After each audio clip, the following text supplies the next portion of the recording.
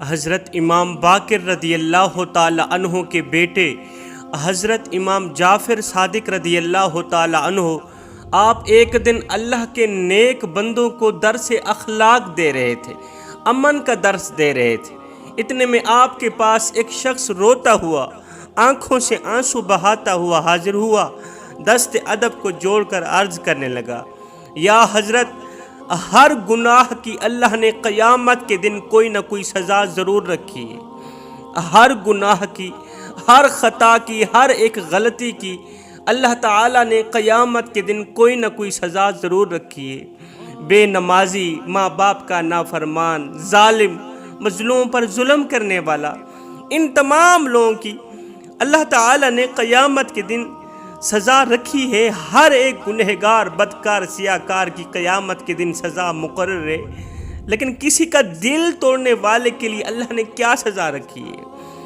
کسی کے زخموں پر نمک چھڑکنے والے کے لیے، کسی کی زندگی برباد کرنے والے شخص کے لیے، کسی شخص کی زندگی اجیرن بنانے والے کے لیے اللہ نے کیا سزا مقرر کی ہے؟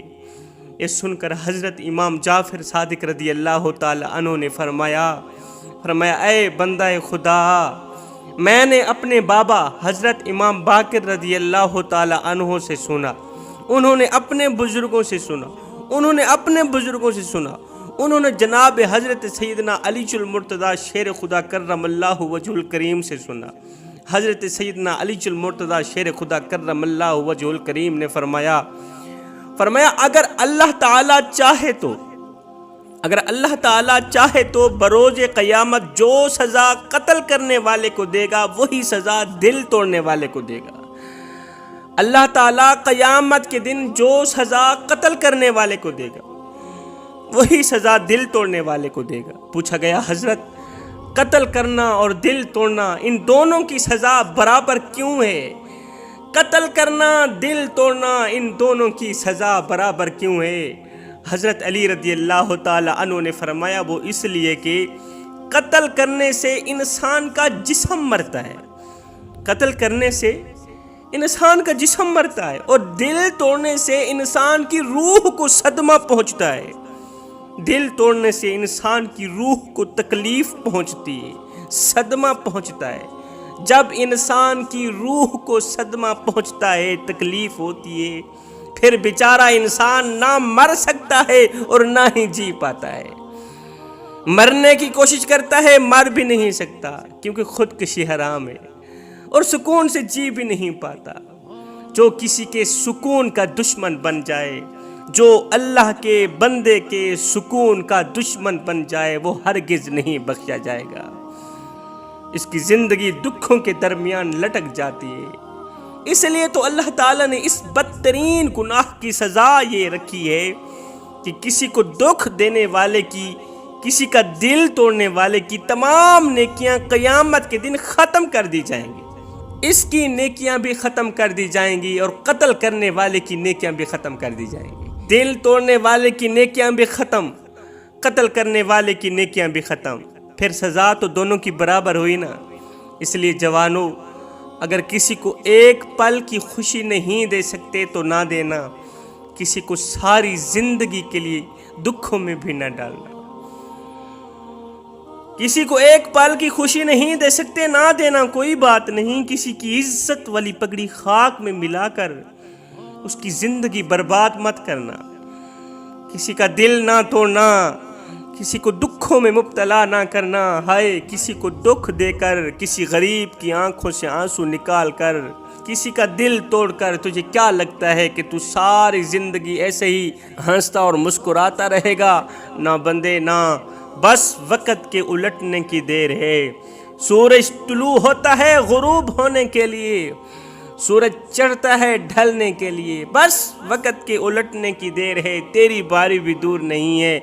اس لیے کہ زندگی کے کسی نہ کسی موڑ پہ اپنا کیا آخر بھگتنا ہی پڑے گا، کیے کی سزا ضرور بھگتنی پڑے گی۔ فرمایا، جب کوئی تمہیں بے وجہ رلائے تو اپنی آنکھوں سے آنسو اس یقین کے ساتھ صاف کر لینا کہ زندگی کے کسی نہ کسی موڑ پہ وہ تم سے زیادہ روئے گا، وہ تم سے زیادہ چیخے گا، چلائے گا۔ کیوں؟ اس لیے کہ اللہ کا ترازو صرف انصاف ہی تولتا ہے۔ تکلیف انسان نہیں دیتا، انسان کے الفاظ دیتے ہیں۔ انسان کے الفاظ اور تلخ لہجے انسان کا جگرا پھاڑ دیتے ہیں۔ اس سے بڑی دل دکھانے والی بات کیا ہے جوانو، کہ ایک ماں کو کہا جا رہا ہے کہ آپ کی بیٹی ہمیں پسند نہیں ہے۔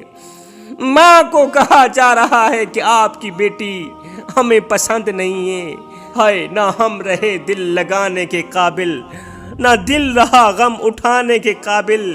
ربا تیرے بندوں نے دیے اتنے غم، چھوڑا نہ ہمیں مسکرانے کے قابل۔ ایک مصور کو کہا گیا کہ وہ دل کے دروازے کی تصویر بنائے، دل کے دروازے کی تصویر بنائے۔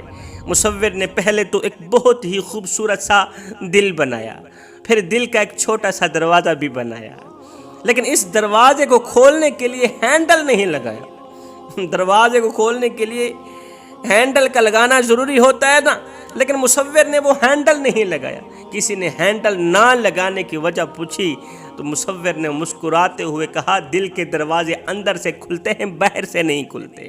اور دل کے دروازے تو اندر سے کھلتے ہیں، باہر سے کہاں کھلتے ہیں؟ ہائے شرابی سمجھتا ہے میں کسی کا کیا بگاڑ رہا ہوں، ہر گناہ کرنے والا سمجھتا ہے میں کسی کا کیا بگاڑ رہا ہوں۔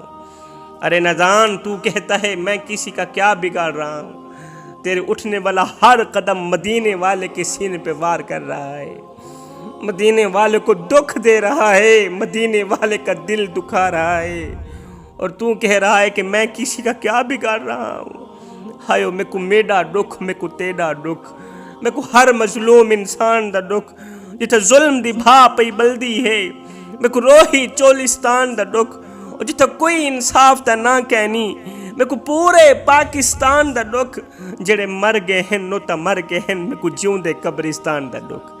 جو مر گئے ہیں میں ان کا گلہ کیوں کروں، مجھے تو زندہ قبرستان کا دکھ لگ رہا ہے۔ اس دنیا کی بھی عجیب کیفیت ہے، کوئی آ رہا ہے تو کوئی جا رہا ہے، کسی کے لیے حیات تو کسی کے لیے موت، کسی کا شاندار مکان تو کوئی قبر کا مہمان، کوئی زندگی کا پہلا غسل کر رہا ہے تو کوئی آخری بار نہا رہا ہے۔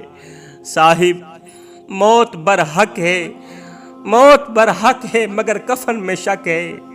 دیہات کی بہتی ہوئی نہر میں سے ایک لاش ملی، لاش پھول گئی تھی، پہچانی نہیں جاتی تھی۔ دیہات والوں نے سوچا کہ کوئی بھی ہے مسلمان تو ہے، غسل کفن تو دیا جائے، جنازہ تو پڑھایا جائے۔ اب دیہات کے ایک مولوی صاحب سے غسل کروایا گیا۔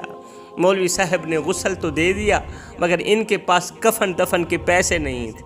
اب مولوی صاحب نے لاؤڈ اسپیکر پر اعلان کیا کہ ایک لاوارث لاش ملی ہے، ان کے کفن کے لیے چندہ جمع کرنا ہے۔ اب مولوی صاحب کی آواز پر کسی نے روپیہ دیا، کسی نے 2 روپیے دیے۔ قصہ مختصر جوانوں، کفن کے پیسے چندے سے پورے کر کے جنازہ کرایا گیا اور لاش دفنائی گئی۔ 1 ہفتے بعد پتہ چلا کہ وہ تو فلاں زمیندار کی لاش تھی، وہ تو فلاں امیر کی لاش تھی، جس کی کوٹھیاں، بنگلے اور 4 نوجوان بیٹے تھے۔ وہ تو علاقے کا نمبردار تھا، جو 10 مربع زمین اور کروڑوں کا مالک تھا۔ ہائے اس نے زندگی میں کبھی سوچا بھی نہیں ہوگا، زندگی میں اس امیر شخص نے کبھی سوچا بھی نہیں ہوگا کہ جب میں مر جاؤں گا، جب موت آئے گی تو میں چندے کے پیسوں سے دفنایا جاؤں گا، جب موت آئے گی تو چندے کے پیسوں سے میرے لیے کفن لیا جائے گا، میرے لیے کفن خریدا جائے گا، اور میں چندے کی رقم سے دفنایا جاؤں گا۔